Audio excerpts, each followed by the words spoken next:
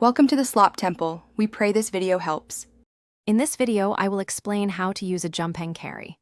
First, always prioritize safety. Ensure your vehicle's battery is a standard 12-volt system. Before connecting anything, take a moment to locate both the positive and negative terminals on your vehicle's battery. Familiarizing yourself with these components is crucial for a safe and effective jump start. Always read your specific unit's manual for any additional safety guidelines or unique features. Now, let's connect the cables. Begin by attaching the red positive clamp to the positive terminal of your vehicle's dead battery. Next, connect the black negative clamp to a clean, unpainted metal surface on the engine block, away from the battery itself.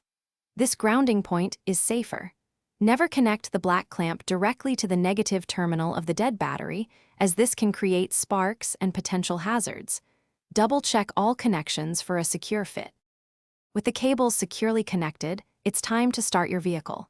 First, turn on your jump hang carry unit. Then, attempt to start your vehicle, but crank the engine for no more than 5 seconds at a time.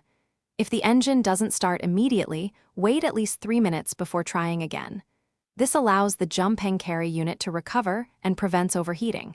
Patience is key for a successful jump start.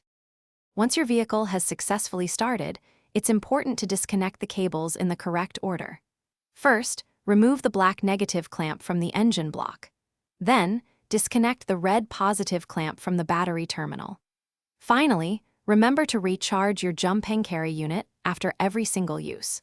This ensures it's always ready for the next emergency, maintaining its optimal performance and extending its lifespan for many years of reliable service. Thanks for watching. Consider subscribing if we helped you.